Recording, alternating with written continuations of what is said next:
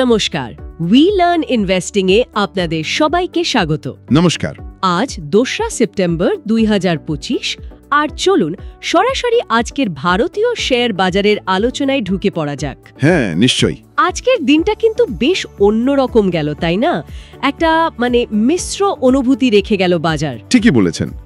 আজকের বাজারকে একটা বিরোধাভাস বা প্যারাডক্স বলাই ভালো। দিনের শুরুতে একটা বেশ পজিটিভ ভাব ছিল, মনে হচ্ছিল বাজার হয়তো ভালোই যাবে। হ্যাঁ হ্যাঁ। কিন্তু দিনের শেষে এসে দেখা গেল প্রধান সূচকগুলো সেন্সেক্স আর নিফটি কিছুটা নেমে বন্ধ হয়েছে।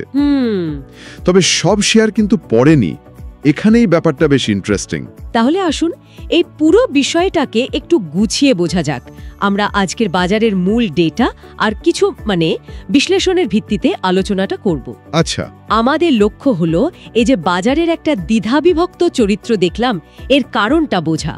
কেন সেন্সেক্স নিফটি পড়ল যখন মিড ক্যাপ স্মল ক্যাপ সূচকগুলো উঠল? ঠিক। কোন সেক্টরগুলো ভালো ফল করলো, কেন?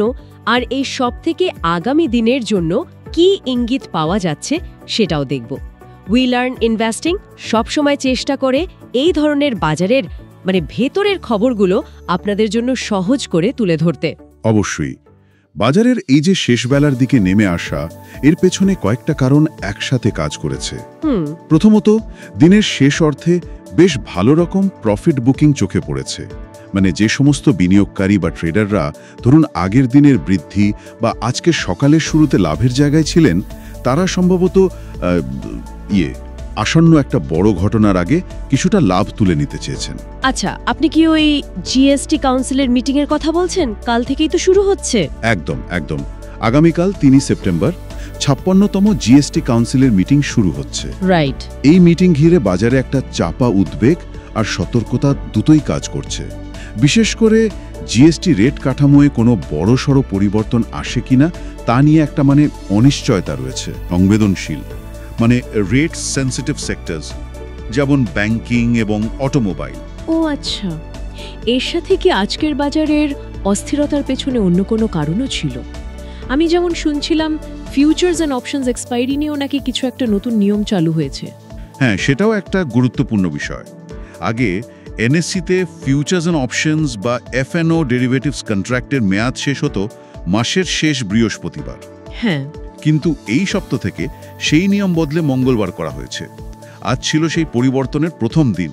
ও আজই প্রথম? হ্যাঁ, শেয়ার কেনা বেচার কিছু আগাম চুক্তি শেষ হওয়ার দিনটা আজ ছিল। বাজারের এই ধরনের কাঠামোগত পরিবর্তন হলে কি হয়, প্রথম দিকে ট্রেডারদের মানিয়ে নিতে একটু সময় লাগে আর কি, যা বাজারে অতিরিক্ত ভলাটিলিটি বা ওঠানামা যোগ করতে পারে। আজকের বাজারেও সেটার প্রভাব কিছুটা তো দেখা গেছে বটেই। আচ্ছা, তাহলে চলুন একবার প্রধান সূচকগুলোর আজকের পরিসংখ্যান দেখে নিই। কোথায় শেষ করলো সেন্সেক্স আর নিফটি? আচ্ছা, বিএসসি সেন্সেক্স দিনের শেষে 80,157.88 পয়েন্টে বন্ধ হয়েছে। আগের দিনের চেয়ে 206.61 পয়েন্ট বা 0.26% কম। ওকে। তবে দিনের মধ্যে একটা বেশ বড়সড় ওঠানামা ছিল। দিনের সর্বোচ্চ স্তর ছিল 80,761.14 আর সর্বনিম্ন 80,008.50, প্রায় 750 পয়েন্টের একটা ইন্ট্রাডে সুইং। বাপরে, বেশ বড় সুইং। হ্যাঁ, যা দিনের ভেতরের ওই টানাপোড়েনটা স্পষ্ট করে। আর নিফটি 50-র কি অবস্থা, সেটাও কি পড়েছে? হ্যাঁ, এনএসসি নিফটি 50 সূচকটিও পড়েছে। দিনের শেষে 24,579.60 পয়েন্টে বন্ধ হয়েছে, যা 45.45 পয়েন্ট বা 0.18% কম। আচ্ছা।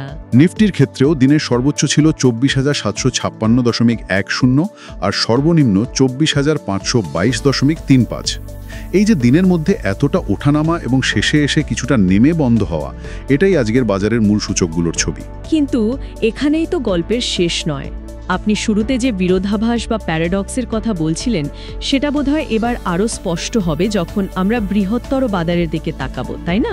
ঠিক ধরেছেন। এখানেই আজকের বাজারের সবচেয়ে ইন্টারেস্টিং দিকটা। যখন সেন্সেক্স আর নিফটি লাল রঙে বন্ধ হলো, তখন বিএসসি মিড ক্যাপ সূচক মাঝারি মাপের কোম্পানিগুলোর সূচক, সেটা কিন্তু 0.27% বেড়েছে। ও। আর বিএসসি স্মল ক্যাপ সূচক অর্থাৎ ছোট কোম্পানিগুলোর সূচক সেটা আরও বেশি 0.64% বৃদ্ধি পেয়েছে। তার মানে এর থেকে কি বোঝা যাচ্ছে? বড় কোম্পানিগুলোর শেয়ারে চাপ, কিন্তু ছোট মাঝারি শেয়ারে বেশ আগ্রহ দেখা যাচ্ছে। হ্যাঁ, এর একটা সম্ভাব্য ব্যাখ্যা হতে পারে যে বিনিয়োগকারীরা হয়তো বড় মাপের ব্লু চিপ কোম্পানিগুলোর শেয়ার নিয়ে জিএসটি মিটিংয়ের আগে কিছুটা সতর্ক ছিলেন বা হয়তো প্রফিট বুক করেছেন। কিন্তু তারা দেশের ভেতরের অর্থনীতির বৃদ্ধি বা নির্দিষ্ট কিছু ছোট ও মাঝারি কোম্পানির ব্যবসায়িক সম্ভাবনার ওপর আস্থা কিন্তু হারাচ্ছেন না। এই যে প্রধান সূচকের পতনের দিনেও ছোট ও মাঝারি শেয়ারের বৃদ্ধি, এটা শুধু বাজারের দ্বিধা বিভক্তি নয়, এটা হয়তো লার্জ ক্যাপ নিয়ে সাময়িক উদ্বেগের মধ্যেও ডোমেস্টিক গ্রোথ স্টোরি বা দেশের ভেতরের ব্যবসার ওপর বিনিয়োগকারীদের একটা গভীর আস্থার ইঙ্গিত দিচ্ছে। উই লার্ন ইনভেস্টিং সবসময় এই ধরনের সূক্ষ্ম কিন্তু গুরুত্বপূর্ণ বিষয়গুলো ধরিয়ে দেওয়ার চেষ্টা করে আর কি। দারুণ বিশ্লেষণ। এবার আসা যাক আজকের বাজারের মূল চালিকা শক্তি বা থিম্যাটিক ড্রাইভার্সের কথায়। কোন বিষয়গুলো আজ বাজারকে নাড়িয়েছে? জিএসটি মিটিংয়ের প্রত্যাশা তো ছিলই, সেটা তো আমরা আলোচনা করলাম।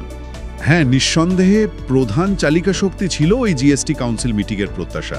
বাজারে বেশ জোর জল্পনা চলছে যে ট্যাক্স কাঠামোয় হয়তো কিছু সরলীকরণ বা পরিবর্তন আসতে পারে। যেমন কিরকম পরিবর্তন? যেমন শোনা যাচ্ছে একটা স্ট্যান্ডার্ড রেট হতে পারে 18%, অত্যাবশ্যকীয় পণ্যের জন্য 5%, আর কিছু ক্ষতিকর বা বিলাসবহুল পণ্যের উপর হয়তো 40% পর্যন্ত সাইন ট্যাক্স বসতে পারে। এগুলো সবই অবশ্য জল্পনা, যতক্ষণ না মিটিং থেকে কোনো ফাইনাল ঘোষণা আসছে। বোঝা গেল। আর এই জল্পনার প্রভাব বিভিন্ন সেক্টরে নিশ্চয়ই ভিন্ন ভিন্নভাবে পড়েছে। অবশ্যই। যেমন ধরুন, ব্যাংকিং সেক্টরে কিছুটা চাপ দেখা গেছে। আইসিআইসিআই ব্যাংক প্রায় 1.42% পড়েছে। অটো সেক্টরেও চাপ ছিল, মাহিন্দ্রা অ্যান্ড মাহিন্দ্রা পড়েছে 2.33%। মানে এখানে আশঙ্কা ছিল যে ট্যাক্স বাড়তে পারে। হ্যাঁ, হয়তো গাড়ির উপর ট্যাক্স বাড়তে পারে বা সামগ্রিক অর্থনীতির উপর জিএসটি পরিবর্তনের কি প্রভাব পড়বে তা নিয়ে একটা অনিশ্চয়তা কাজ করেছে। কিন্তু উল্টো দিকে কিছু সেক্টর তো এই প্রত্যাশায় রীতিমতো উড়ছিল। টায়ার স্টকসের কথাই ধরুন না। ঠিক টায়ার কোম্পানিগুলোর শেয়ার আজ দারুণ ফল করেছে। এমআরএফ প্রায় 6.3% বেড়েছে, অ্যাপোলো টায়ার্স বেড়েছে 4.3%। আচ্ছা, এখানে আশা করা হচ্ছে যে টায়ারের উপর বর্তমান 28% জিএসটি হার হয়তো কমিয়ে 18% করা হতে পারে। এটা একটা বড় কারণ। কনজিউমার ডিউরেবলস বা ব্যবহার্য ইলেকট্রনিক পণ্যের সেক্টরেও একই কারণে কিছুটা আগ্রহ দেখা গেছে। আর সাইন ট্যাক্স বাড়ার আশঙ্কায় কোন সেক্টরে প্রভাব পড়ল? হ্যাঁ, সেই আশঙ্কায় টোবাকো শেয়ারে চাপ ছিল। যেমন গডফ্রে ফিলিপস প্রায় 4.8% পড়েছে। আমরা এখানে শুধুমাত্র তথ্যের ভিত্তিতেই আলোচনা করছি, কোনো রাজনৈতিক বা ব্যক্তিগত মতামত দিচ্ছি না, কারণ উই লার্ন ইনভেস্টিং সবসময় নিরপেক্ষ বিশ্লেষণে বিশ্বাসী। অবশ্যই। এবার যদি সেক্টর অনুযায়ী পারফরমেন্সটা একটু বিস্তারিত দেখি, কোন সেক্টরগুলো আজ সবথেকে ভালো ফল করলো? আজকের দিনে সবচেয়ে ভালো ফল করা সেক্টরগুলোর মধ্যে প্রথমেই বলতে হয় নিফটি এফএমসিজির কথা, যা 1.17% বেড়েছে। এফএমসিজি, আচ্ছা। এর পেছনে দুটো কারণ থাকতে পারে। এক, বাজারের সামগ্রিক অনিশ্চয়তার মধ্যে অনেকে এই ধরনের শেয়ারকে একটু বেশি নিরাপদ মনে করেন, যাকে বলে ডিফেন্সিভ প্লে।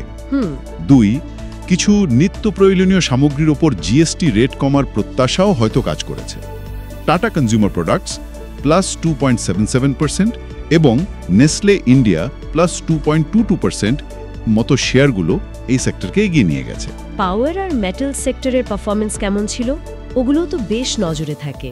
পাওয়ার সেক্টরেও আজ বেশ ভালো গতি ছিল, বিশেষ করে পিএসইউ পাওয়ার স্টকগুলোতে, মানে রাষ্ট্রায়ত্ত বিদ্যুৎ সংস্থাগুলোর শেয়ারে। পাওয়ার গ্রিড +2.20% আর এনটিপিসি +1.80% ছিল নিফটির সেরা পারফর্মারদের মধ্যে।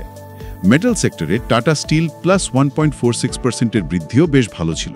আর একটা সেক্টর জানিয়ে আজ খুব চর্চা হয়েছে, সুগার স্টকস। হঠাৎ এত বৃদ্ধির কারণ কি? সবাই যেন হুমড়ি খেয়ে পড়ল। হ্যাঁ, একেবারে যাকে বলে দিনের তারকা। সরকার সম্প্রতি ইথানল উৎপাদনের উপর থেকে কিছু বিধিনিষেধ তুলে নেওয়ার সিদ্ধান্ত ঘোষণা করেছে। ও আচ্ছা আচ্ছা।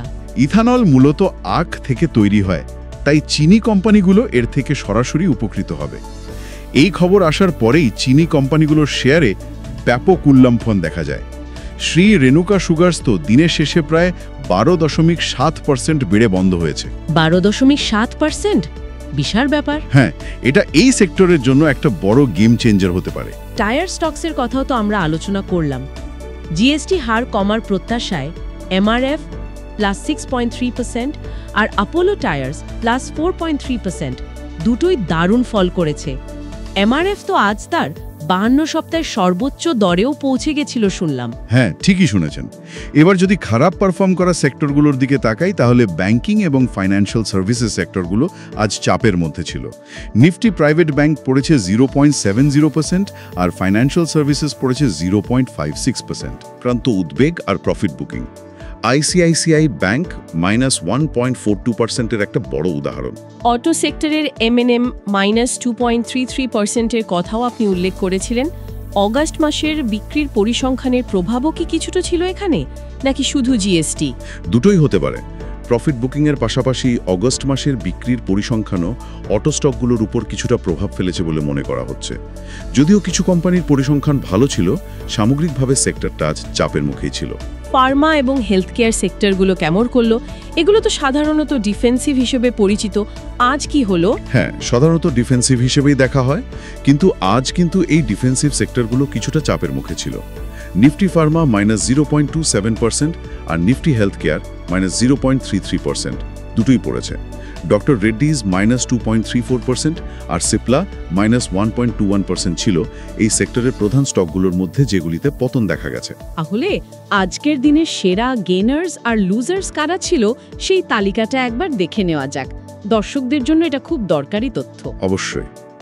আজকের দিনের সেরা গেনার্স ছিল Shri Renuka sugars +12.7%, Sammaan capital +11.1%, Raymond lifestyle +6.5%, Cello world +6.3% এবং এমআরএফ লিমিটেড +6.3%। বাহ! আর লুজার্স কারা সবথেকে বেশি পড়েছে? লুজার্সদের মধ্যে প্রধান ছিল Godfrey Phillips India -4.8%, Sharda energy and minerals -4.1%, 5 Star Business Finance -4.1%, SPFC Finance -3.7% এবং Gujarat Narmada valley fertilisers and chemicals -3.3%। আচ্ছা, আজকের দিনে কিছু স্টকে অস্বাভাবিক বেশি ট্রেডিং ভলিউম দেখা গেছে, যাদের ভলিউম শকার্স বলা হয়। শ্রী রেণুকা সুগার্সের কথা তো আগেই হলো, যেখানে দাম এবং ভলিউম দুটোই প্রায় 17.27 মিলিয়ন বিপুলভাবে বেড়েছে। আর কোন স্টকগুলোতে বেশি নজর ছিল? হ্যাঁ, সেই রেণুকা ছাড়াও আরও কয়েকটা স্টকে আজ প্রচুর ট্রেডিং হয়েছে, যেমন অ্যাপোলো টায়ার্স প্রায় 69.36 এম, বলরামপুর চিনি প্রায় 51.79 এম, অ্যালোক ইন্ডাস্ট্রিজ এটা তো বিশাল 398.51 এম, ন্যাশনাল অ্যালুমিনিয়াম প্রায় 250.22 এম। প্রচুর ভলিউম। হ্যাঁ, এই বিপুল ভলিউমগুলো সাধারণত সেই স্টকগুলোর প্রতি বাজারের অংশগ্রহণকারীদের হঠাৎ বেড়ে যাওয়া আগ্রহ বা কোনো বড় লেনদেনের ইঙ্গিত দেয়। শুধু তালিকা না দেখে এই ভলিউমের পেছনের কারণটা বোঝার চেষ্টা করাটা জরুরি, যা উই লার্ন ইনভেস্টিং সবসময় করার চেষ্টা করে। আপনারা শুনছেন উই লার্ন ইনভেস্টিং এর সাথে বাজারের বিশ্লেষণ। বিরতির পর আবার স্বাগত। এবার আমরা কিছু গুরুত্বপূর্ণ কর্পোরেট অ্যানাউন্সমেন্ট বা কোম্পানির নিজস্ব খবর এবং ফলাফলের দিকে নজর দেব, যেগুলো নির্দিষ্ট কিছু স্টকের উপর প্রভাব ফেলেছে। বাজারের সামগ্রিক দিকের পাশাপাশি এই স্টক স্পেসিফিক খবরগুলো কিন্তু খুব গুরুত্বপূর্ণ। ঠিক, যেমন রিলায়েন্স ইনফ্রাস্ট্রাকচারের শেয়ারস আজ 5% আপার সার্কিটে লক হয়ে গেল শুনলাম। এর কারণ কি? কারণটা হলো ন্যাশনাল কোম্পানি ল ট্রিবিউনাল বা এনসিএলটি, মানে যারা কোম্পানি সংক্রান্ত আইনি বিষয় নিষ্পত্তি করে, তারা রিলায়েন্স ইনফ্রাস্ট্রাকচারের একটি সাবসিডিয়ারির সাথে তাদের সংযুক্তিকরণের প্রস্তাব অনুমোদন করেছে। ও, মার্জার অ্যাপ্রুভাল। হ্যাঁ, এটা কোম্পানির পুনর্গঠনের পথে একটা বড় পদক্ষেপ, তাই বাজারে এই খবরটাকে খুব ইতিবাচকভাবে নেওয়া হয়েছে। আপার সার্কিট মানে হলো একদিনের শেয়ারের দাম সর্বোচ্চ যতটা বাড়তে পারে সেই সীমায় পৌঁছে যাওয়া। এইচএসি ইনফ্রা প্রজেক্টস নিয়েও তো একটা ভালো খবর ছিল, শেয়ারটা বেড়েছিল বোধহয়। হ্যাঁ, এইচএসি ইনফ্রা প্রজেক্টসের শেয়ারও প্রায় 1.5% বেড়েছে।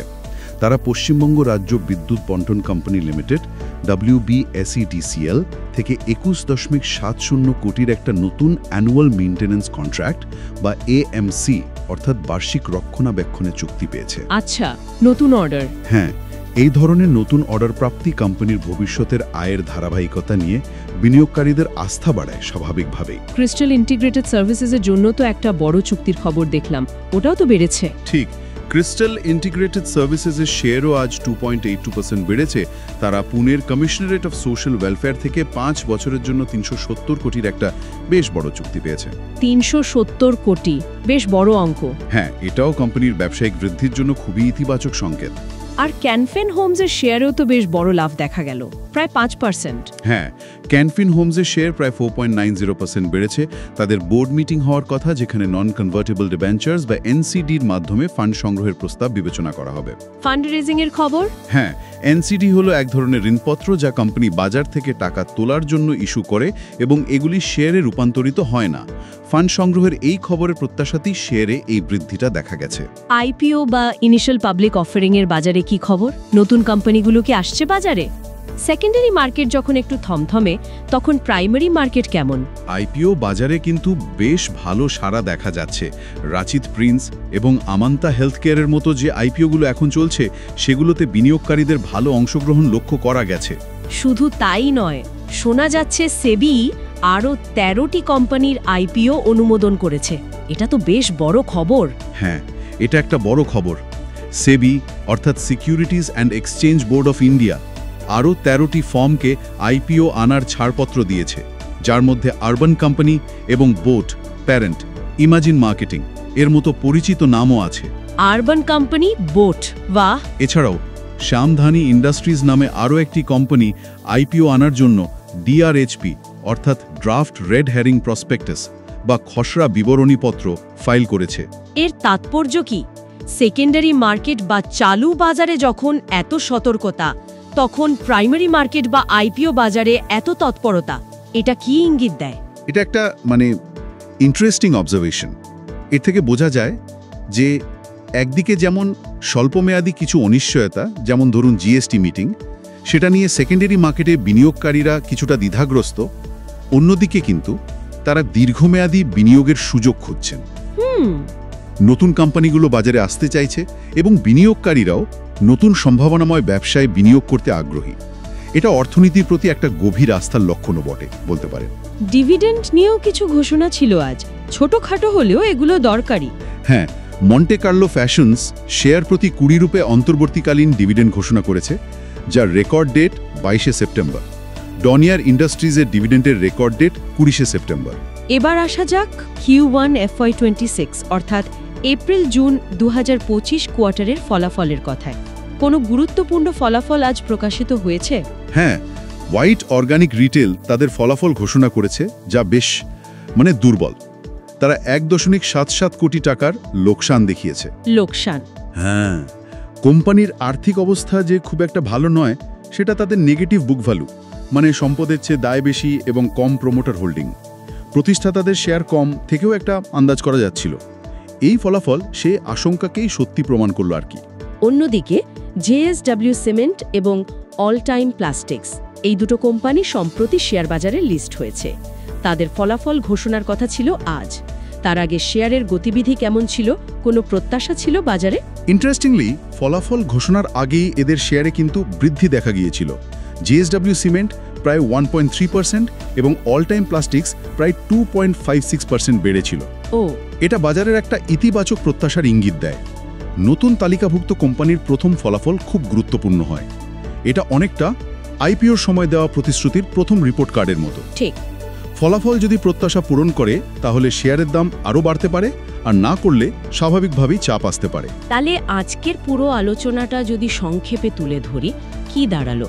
দিনের মূল ছবিটা হলো, একদিকে জিএসটি মিটিংয়ের আগে সতর্কতা, আর অন্যদিকে প্রথম মঙ্গলবার এফএনও এক্সপায়ারির কারণে প্রধান সূচক সেন্সেক্স ও নিফটির পতন।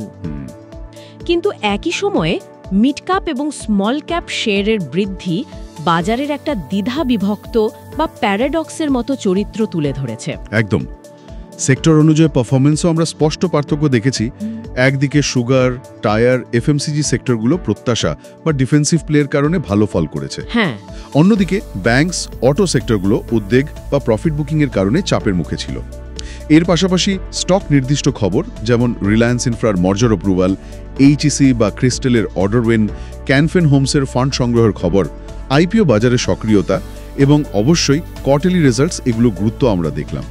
বাজারের এই ডাইভারজেন্স বা দ্বিধাবিভক্ত প্রকৃতিটাই আজকের দিনের মূল বৈশিষ্ট্য ছিল। আর এই ধরনের মিশ্র সংকেতপূর্ণ বাজারকে বোঝা এবং সেই অনুযায়ী কৌশল ঠিক করাটাই আসল চ্যালেঞ্জ। উই লার্ন ইনভেস্টিং সবসময় চেষ্টা করে এই জটিল বিষয়গুলো সহজভাবে বিশ্লেষণ করে দর্শকদের সঠিক সিদ্ধান্ত নিতে সাহায্য করতে। এবার যদি একটু ভবিষ্যতের দিকে তাকাই, আগামীকালের জন্য বা আরও নির্দিষ্টভাবে বললে জিএসটি মিটিংয়ের ফলাফলের দিকে তাকিয়ে কি কৌশল নেওয়া যেতে পারে? নিঃসন্দেহে বাজারের পরবর্তী গতিপথ অনেকটাই নির্ভর করবে এই মিটিংয়ের ফলাফলের উপর। ঠিক। এখান থেকে মোটে তরফে ব্রডলি স্পিকিং 3টি সম্ভাব্য পরিস্থিতি তৈরি হতে পারে। কি কি সেই পরিস্থিতি একটু খুলে বলবেন, দর্শকদের জন্য এটা খুব জরুরি। প্রথমত, একটা বুলিশ বা ইতিবাচক ফলাফল।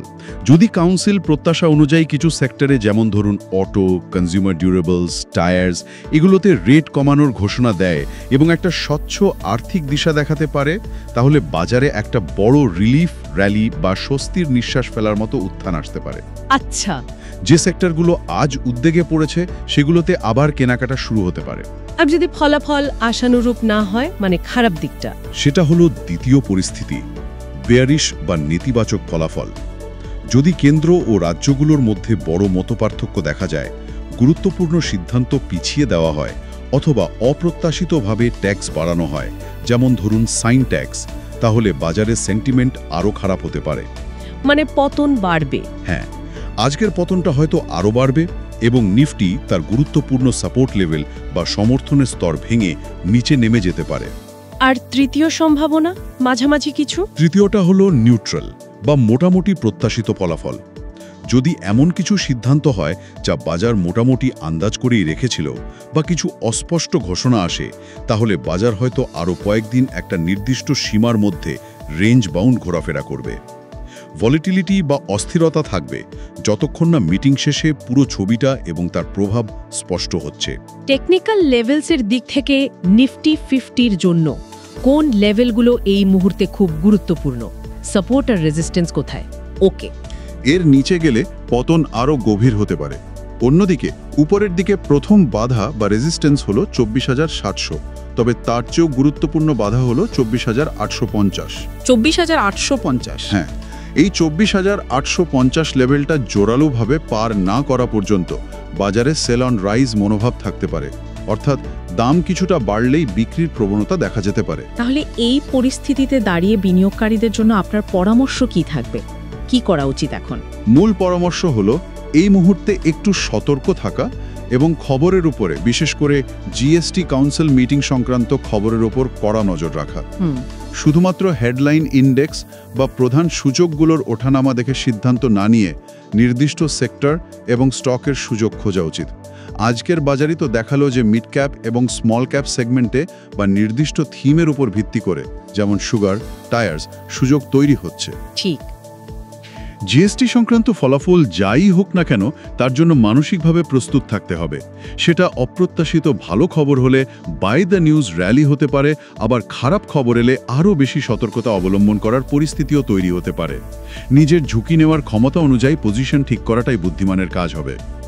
সবশেষে আমাদের দর্শকদের জন্য একটা চিন্তার খোরাক রেখে যাই। জিএসটি সংক্রান্ত সব আলোচনা জল্পনা যখন শেষ হয়ে যাবে, এই নির্দিষ্ট ঘটনাটার প্রভাব যখন কেটে যাবে, তখন বাজারের কোন অন্তর্নিহিত প্রবণতাগুলো আবার সামনে চলে আসতে পারে। যেমন ধরুন মিড ক্যাপ স্মল ক্যাপের আপেক্ষিক শক্তি বা নির্দিষ্ট কোনো সেক্টরের দীর্ঘমেয়াদী থিম, এগুলো কি আবার বাজারকে চালিত করতে পারে? এটা নিয়ে অবশ্যই ভাববেন। আজকের মতো আলোচনা এখানেই শেষ করছি। উই লার্ন ইনভেস্টিং এর সাথে এই বিশ্লেষণে যোগ দেওয়ার জন্য আপনাদের অসংখ্য ধন্যবাদ। বিনিয়োগ সংক্রান্ত বিষয়ে সবসময় অবগত থাকুন, শিখতে থাকুন এবং নিজের বিশ্লেষণ ক্ষমতা বাড়াতে থাকুন। আবার দেখা হবে পরের বিশ্লেষণে। ততদিন ভালো থাকবেন, সুস্থ থাকবেন।